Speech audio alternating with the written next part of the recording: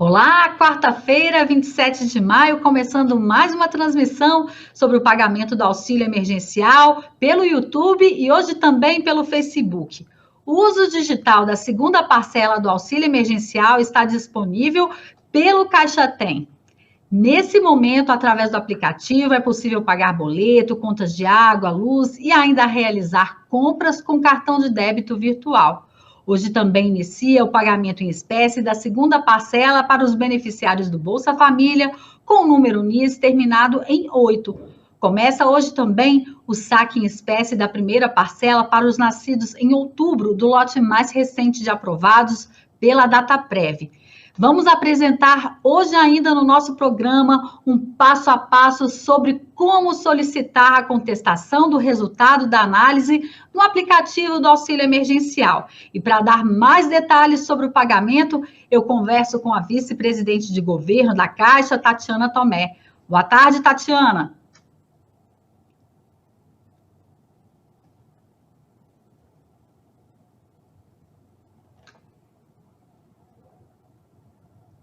Eu não estou ouvindo a Tatiana. Será que a Tatiana está com o áudio fechado? Alô, testando. Boa tarde. Agora sim. Tatiana. Boa tarde, Tati. Boa tarde. Tudo bem? Vamos apresentar, então, as nossas informações do dia de hoje? Vamos. Eu peço o favor de colocar a apresentação, para a gente reforçar um pouco o cronograma. Pode passar a próxima tela, por favor? Então, nós estamos, como a Tatiana colocou aqui no início, estamos pagando a primeira parcela para aqueles 8,3 milhões de pessoas que já estavam inscritas desde de abril para recebimento do auxílio, e nós temos, então, um calendário de pagamento dessas pessoas. Hoje, 27 de maio, quarta-feira, estamos pagando para aqueles que fazem aniversário em outubro, e na quantidade aí de 700 mil pessoas. E terminamos na sexta-feira, com pagamento novembro na quinta e aniversários em dezembro na sexta-feira.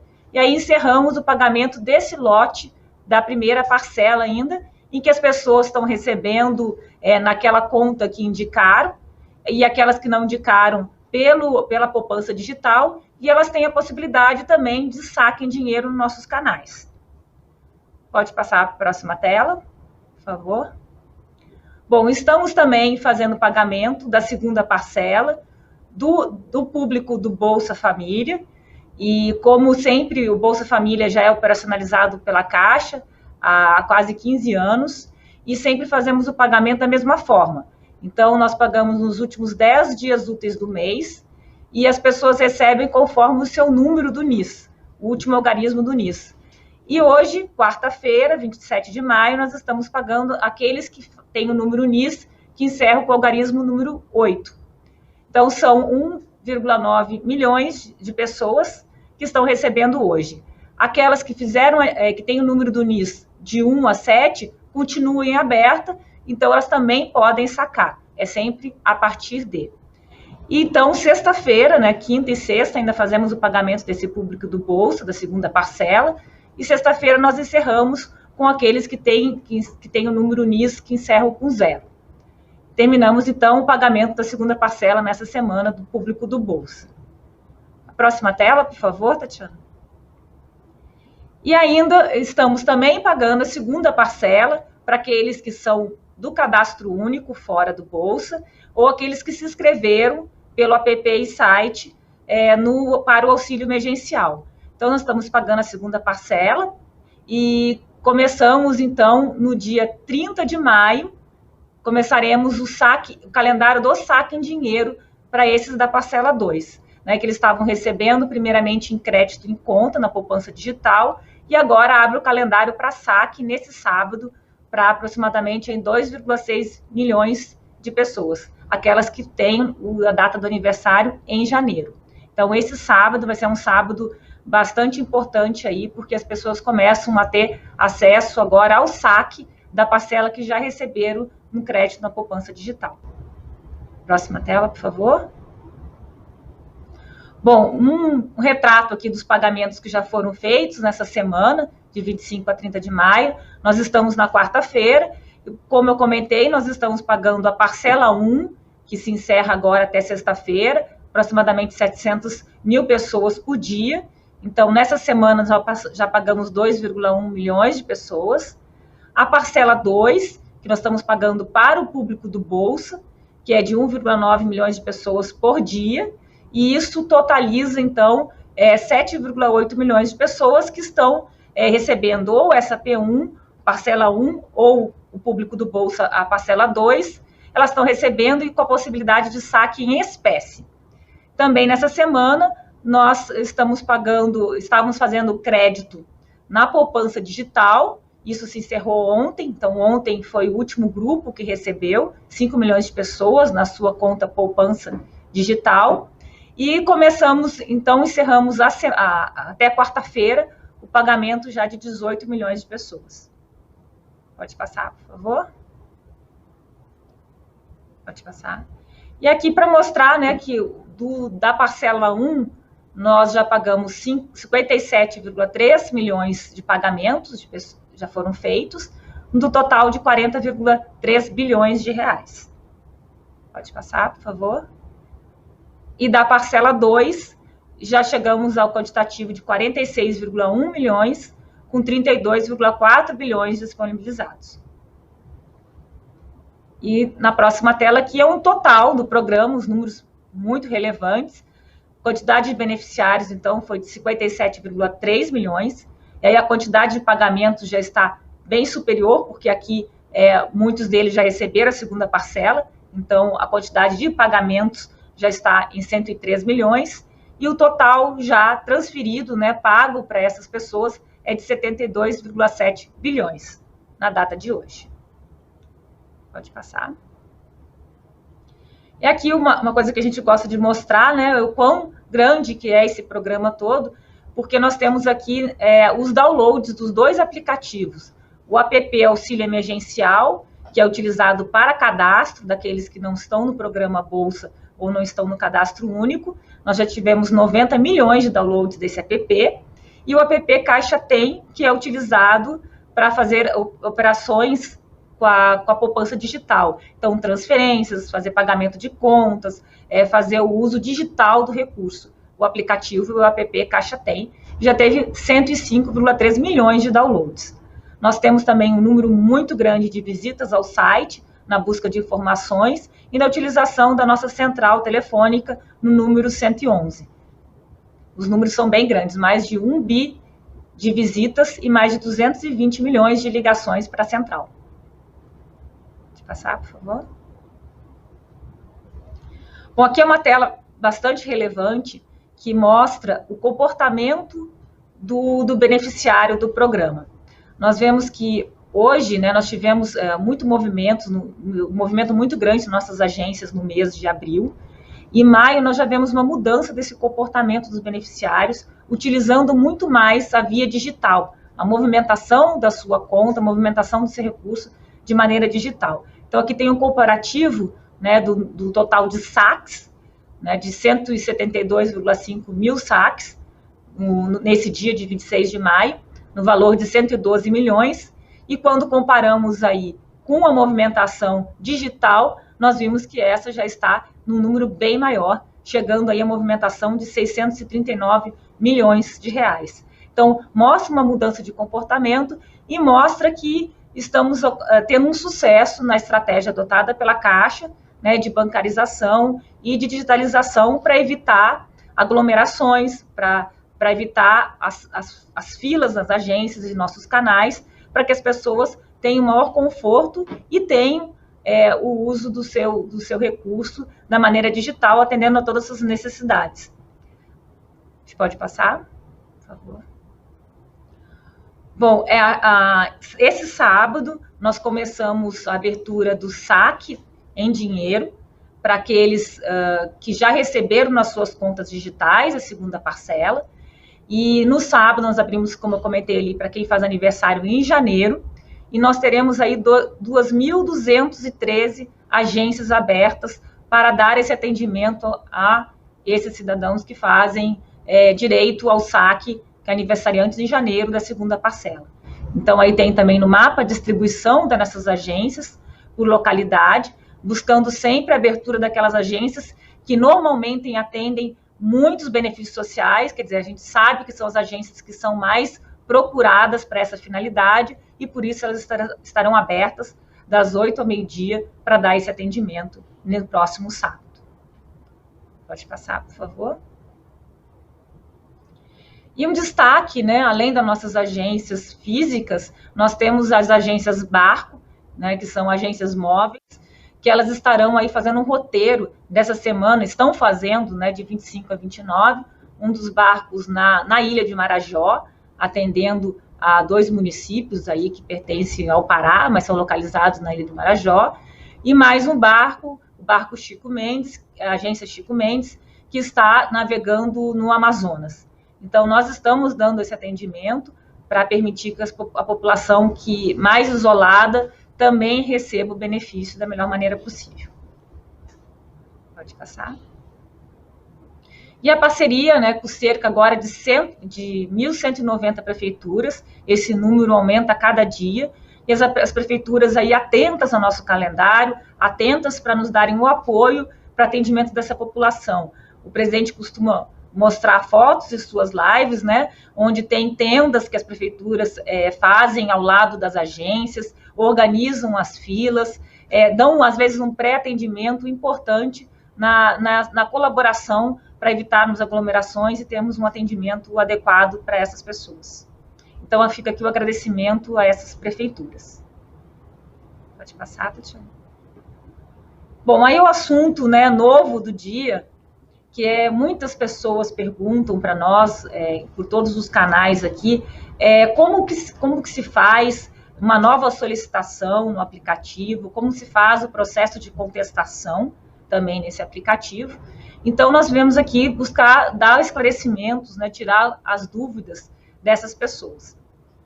Bom, o primeiro destaque aqui é que todas as regras, elas são definidas pelo Ministério da Cidadania. No programa Auxílio Emergencial, é esse ministério que é o gestor da política pública. E a Caixa, ela foi contratada pelo Ministério para fazer o papel de agente pagador. Então, nós somos responsáveis pelo pagamento, nós recebemos uma lista de CPFs e de valor, em que a Caixa deve, que foram as pessoas que foram selecionadas, né, pelo atendimento dos critérios estabelecidos pela lei, que foram selecionadas e analisadas pela Dataprev e homologadas pelo Ministério da Cidadania. Então, a Caixa, ela faz esse papel de agente pagador e ela também é responsável por disponibilizar o site, o app Auxílio Emergencial, para permitir que as pessoas que não estavam cadastradas, que não estavam no cadastro único, pudessem também solicitar esse auxílio. Então, a Caixa tem esses 2 papéis, né, e não é ela que faz, então, a análise da elegibilidade a esse auxílio da pessoa. Tá? Pode passar, por favor. Bom, então, são papéis bem definidos desses órgãos envolvidos, como eu comentei, Caixa, Dataprev e Ministério da Cidadania. Pode passar. Bom, nós temos aqui 2 opções. O cidadão tem de fazer uma nova solicitação. Isso a gente indica principalmente quando houver necessidade de corrigir informações prestadas anteriormente. E ele vai ter uma opção de contestação, que quando ele não concorda com o motivo da não aprovação do cadastro. Então, nesse caso, quando ele não concorda, não há nenhum dado a ser corrigido, e sim é uma contestação. Tá? Voltando que os motivos da contestação, os motivos que permitem contestação e que permitem nova solicitação, eles são dados pela cidadania e a Caixa executa, ou seja, a partir dessa descrição, inclusive da mensagem que deve aparecer para o cidadão, a Caixa implementa no aplicativo. Pode passar. Aqui, basicamente, quais são os motivos, né, que permitem nova solicitação ou contestação? O cidadão que aparecer a mensagem de não aprovado por um motivo de que tem algum vínculo empregatício e ele não concorda, ele pode, sim, fazer nova solicitação ou contestação. da mesma maneira dos outros motivos que estão aqui mostrados na tela. Ou seja, óbito de membro da família, quando ele recebe algum outro benefício, seguro-desemprego, seguro-defeso, o INSS, por exemplo, ou quando tem renda familiar mensal superior a 3 salários mínimos ou meio salário mínimo por pessoa. Então, esses motivos, quando eles aparecem como negativa da aprovação do auxílio, eles abrem uma possibilidade de nova solicitação ou de contestação. Pode passar. E aí a gente parte aqui para mostrar o fluxo de como fazer esse pedido de nova solicitação ou contestação, tá? A primeira coisa é abrir o aplicativo, app, né, de cadastro, ou pelo site também, o cadastro do auxílio emergencial, e no app selecionar ali em acompanhe a sua solicitação. Esse é o primeiro item que o cidadão precisa fazer. Pode passar? Ele informa os dados cadastrais, os dados que ele também utilizou para começar o cadastro dele. Ele vai usar os mesmos dados para ter a oportunidade de acompanhar o seu cadastro, que são o CPF, o seu nome, a data de nascimento e o nome da mãe. Lembrando que tem ali um checkpoint para aqueles que no site da Receita Federal estão cadastrados como mãe desconhecida, ele tem a opção de colocar ali o mãe desconhecida. Então, ou seja, essa tela aqui, assim como no cadastro, depois para o acompanhamento, a pessoa tem que utilizar os dados que estão lá na Receita Federal. Assim como eles estão, o nome como está, o CPF e os dados ali da mãe. Tá? Então, ele informa esses dados, o sistema vai identificar quem é o usuário. Pode passar, por favor. Próxima tela. E aí ele vai informar como está a sua solicitação. Aqui nós vamos tratar do caso de que o auxílio emergencial não foi aprovado. Então, o cidadão recebe essa informação de que ele não foi aprovado e aparece o motivo. Então, não é o cidadão que vai incluir o motivo da não aprovação ou da sua contestação. O motivo é dado pela DataPrev, pela cidadania, após o cruzamento de todas as bases, de todas as análises que eles fazem pela elegibilidade do cidadão a esse auxílio. Então, aqui está exemplificado o motivo do cidadão possuir emprego formal. Então, caso você discorde, o cidadão discorde desse motivo, ele pode fazer ou uma nova solicitação, se ele tiver que ajustar alguma coisa, modificar alguma coisa em seu cadastro, corrigir alguma coisa, ou ele pode contestar essa informação. Então, para esses motivos que eu apresentei ali numa tela anterior, ele tem essas duas possibilidades. Pode passar, por favor? Se ele seguir pela nova solicitação, se ele tiver alguma formação incorreta, ele segue o fluxo para o preenchimento novo de um novo cadastro, passando por todas as telas de cadastro da família, dos outros entes familiares, informação de endereço, informação de renda, ele faz uma nova solicitação. Pode passar, por favor? E fazendo essa nova solicitação, ela é enviada, né, finalizada, e vai receber essa mensagem de agradecimento, e aí o status do seu cadastro volta para a posição em análise, e ele precisa acompanhar o retorno dessa análise pelo mesmo caminho aqui mostrado, ou seja, pelo app, lá em acompanhar sua solicitação. Então, esse é o caminho aqui, o fluxo que deve ser seguido para se fazer uma nova solicitação. Pode passar, por favor? Agora, no caso de escolha de uma contestação, ou seja, ele fez o cadastro corretamente e ele quer contestar esse motivo que foi apresentado, né, que o exemplo aqui é do cidadão possuir emprego formal. Então, nesse caso, ele vai escolher a contestação. Pode passar, por favor. O aplicativo vai mandar uma mensagem aqui de alerta se realmente ele concorda e que vai seguir com a contestação, e aí aparece uma mensagem que a contestação só pode ser feita uma única vez. Isso é bastante importante, né, uma informação importante, porque como nós sempre falamos aqui, fazer com calma, pensar bem, porque você vai poder fazer só uma vez essa contestação. Não faz sentido, né, fazer a contestação mais de uma vez. Outra coisa, o motivo que aparece ali de contestação, que nesse caso foi emprego formal, pode ser mais de um motivo, tá? Também. Pode passar, por favor. Então, os motivos podem ser mais de um. Você, novamente, tem que concordar com o motivo. Pode passar. Dar continuidade ali ao processo de contestação. E aí tem uma declaração em que precisa ali ser confirmada, né, pelo cidadão que está preenchendo, sobre a veracidade das informações prestadas, e ele tem que fazer isso, tem um checkpoint ali, dizendo que ele declara como verdadeiras informações para prosseguir com a contestação. Pode passar.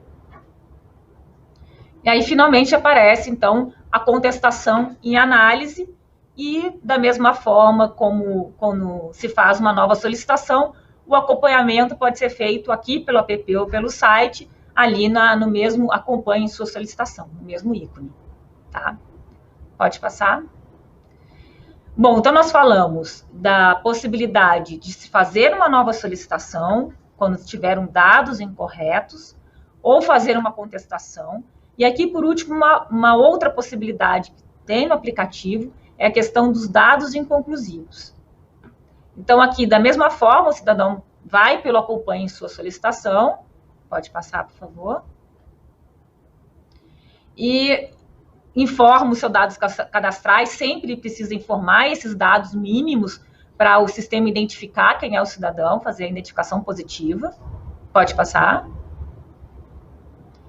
E aí será, no caso do cidadão entrar para acompanhar a sua solicitação e vir a mensagem de dados inconclusivos, uma mensagem aqui que aparece, não diz qual é o dado inconclusivo, mas aparece uma mensagem que lista os prováveis motivos. Pode passar, por favor? Quais são esses motivos de dados inconclusivos? Nas primeiras versões do aplicativo, nós tivemos uma questão muito grande de preenchimento incorreto dos dados dos entes familiares.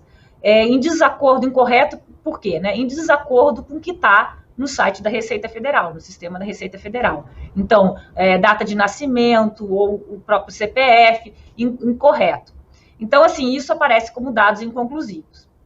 A partir daí, como nós já tivemos 15 versões diferentes desse app, e sempre buscamos aprimorar para ajudar o cidadão nesse preenchimento e na conclusão desse cadastro.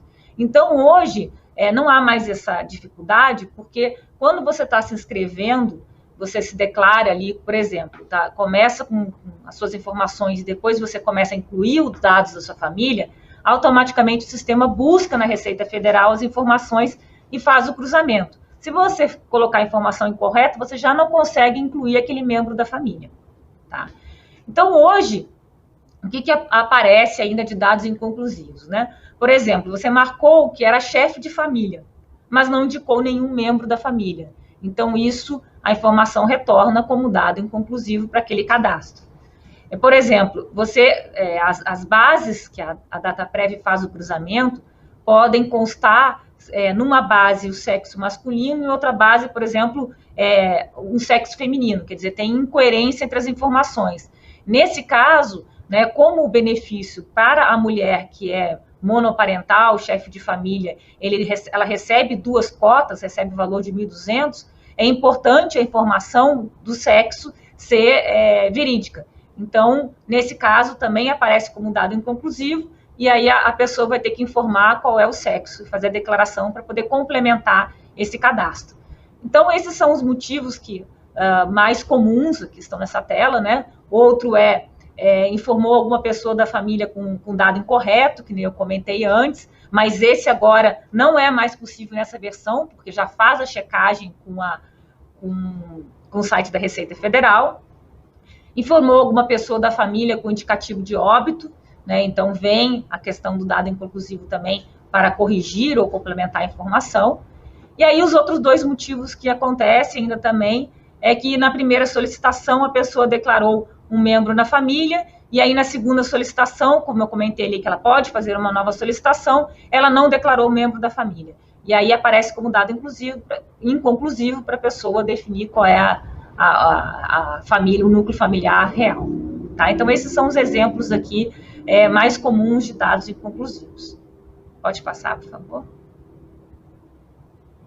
E no caso, então, de ter essa tela, né, de dados inconclusivos, o cidadão tem que selecionar a opção realizar, pode selecionar, né, essa opção de realizar nova solicitação para a reavaliação do cadastro pela DataPrev.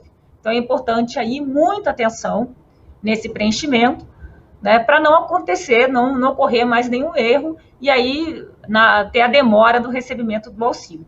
Mas no caso de dados inconclusivos, a pessoa pode fazer mais de uma vez essa nova solicitação, porque pode novamente dar inconclusivo, ela terá outras chances de fazer. Apenas a contestação, que ela é limitada a uma vez. Pode passar. E aí segue, os dados inconclusivos, segue o fluxo, o mesmo fluxo para preenchimento dos dados e para complementação do cadastro, que a gente já mostrou aqui antes. Pode passar. E aí, finalizado o cadastro, também da mesma forma, aparece aqui a questão de que o seu cadastro volta para a posição de em análise, e aí aguardar o retorno pela DataPrev pelo mesmo canal. Pode passar. E aí aqui só um destaque para o público do cadastro único. Quem é do cadastro único não entrou, nunca fez o seu cadastro via esse app, nem o site do auxílio emergencial. Ele teve a sua análise feita de forma automática, né, pela DataPrev. Então, se ele precisa, se ele também quer o acompanhamento, e no caso dele entrar no aplicativo, ele pode entrar, mesmo não ter nunca se cadastrado. Ele entra pelo mesmo canal ali de acompanhar sua solicitação, inclui as suas informações, aquelas básicas do CPF, nome da mãe, data de nascimento e nome, e aí o sistema aparece a mensagem que ele é do cadastro único, né? E aí permite, nesse canal, de realizar uma nova solicitação, no caso das informações do cadastro único não estarem coerentes com a realidade. Então, aqui ele tem a possibilidade de fazer uma nova solicitação, tá? Para esse público. Pode passar. E aí segue o mesmo fluxo de preenchimentos que já foi colocado aqui, para esse público do cadastro único também. Ele vai ter que fazer o seu cadastro completo, né, porque é a primeira vez que ele está entrando nesse aplicativo. Então, ele tem essa oportunidade. Não foi aprovado pelos dados que estavam no cadastro único, ele entra por aqui e tem a possibilidade de fazer um novo cadastro. Mas isso se ele não foi aprovado por algum daqueles motivos que eu comentei lá no início. Pode passar. E aí, finalizado o cadastro, ele tem um acompanhamento pelo mesmo canal, pelo mesmo aplicativo. Pode passar, acho que nós terminamos, né? Tatiana, é isso, é o fluxo aí de contestação, de nova solicitação, e o caso que também é muito perguntado, que por que eu tenho meu cadastro inconclusivo. Né? Não sei se tem alguma pergunta. Tati. Assim, temos algumas perguntas. Eu vou começar com uma pergunta recorrente aqui da assessoria de imprensa, que é a seguinte: como as pessoas que informaram o número da conta de outro banco incorretamente para receber o auxílio e foram aprovadas, podem receber o benefício? Uma ótima pergunta, porque quando elas informam de forma incorreta, automaticamente a Caixa abre uma poupança digital para essa pessoa e ela recebe, então, na poupança digital.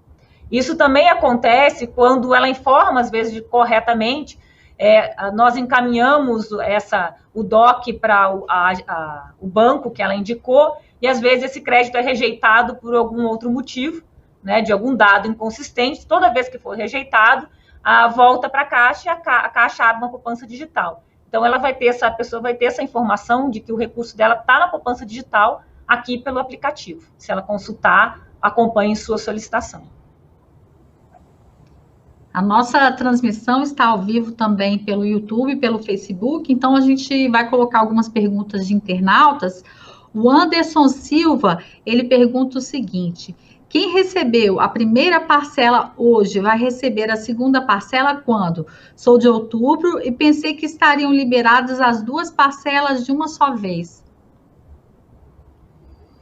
Não, como nós comentamos, quem está recebendo a primeira parcela, né, até sexta-feira nós terminamos de pagar a primeira parcela daqueles 8,3 milhões de pessoas que a Dataprev passou para nós no início do mês.